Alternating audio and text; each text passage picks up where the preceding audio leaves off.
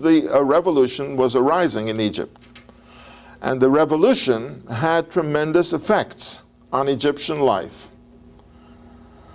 It is expressed in what we call the Amarna age and the Akhenaten Reformation, or the Akhenaten Revolution. First, let me give you the general traditional view of what happened. Akhenaten is the name of the pharaoh Amenhotep IV. Amenhotep III, his father Amenhotep III, and his mother, the Dowager Empress Tia, because she becomes an important player in the picture later on. Akhenaten's wife is a Nefertiti.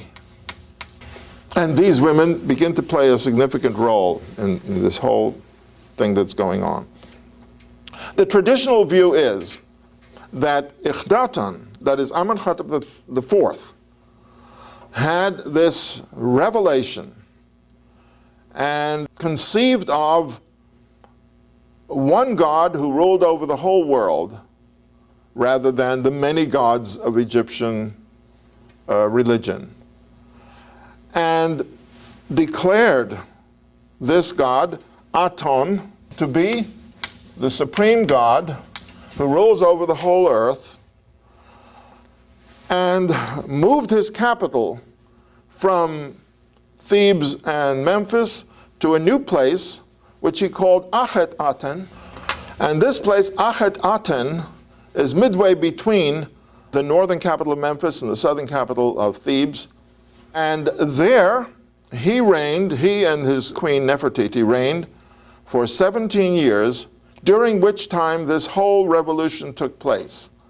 Revolution which is usually understood to be in religious terms. Now, what was the result of this revolution? Well, there are many things that happened. First of all, the canons of art were broken. That is, until this revolution, all Egyptian artists followed the rules. Pharaohs were always sculpted in a certain way, always in imperial fashion, always in perfect form and perfect health, either seated on the throne or standing with the scepter of royalty, with the crowns. All paintings were always done in standard form, as I may have pointed out. In this period, all of a sudden, things changed. They changed radically. The most radical change is that they portray Pharaoh Amenhotep III as he really looked. And he looked like a man who was overweight and could hardly keep his head up. He was not in good health. And his queen is also portrayed not in a flattering fashion. Overweight. This is radical.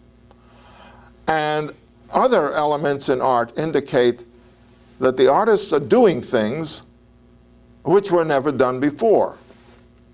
Now, I want to point something out. When revolutions take place, there are always revolutions in art, in various forms of art, in painting, in sculpture, in music, in many representations, in drama, in literature. Revolutions are expressed in many ways.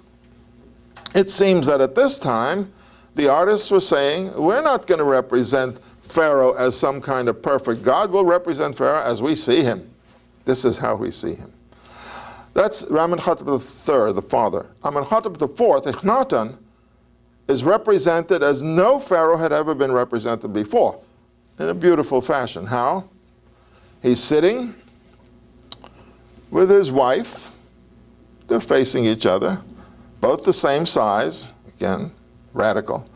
He's playing with one of their daughters. They had 6 children. He's playing with one of the children. She's playing with another one, and one is climbing on her shoulder. It's a beautiful family scene of a normal couple with children, just like you and I, and any other couple with children. They look happy. The only difference is that their features are exaggerated. In other words, he is portrayed narrow-shouldered, big-bellied. She's represented in natural fashion.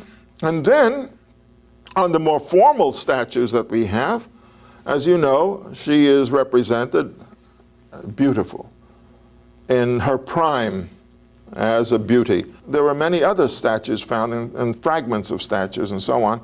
You could see that he was also sculpting her 20 years later. And her face is not quite as was, you see, when she was 25 years old. At the age of 45, it's a little different. There's so much realism, and not only realism, but exaggerated. You could say even caricature. They caricature them.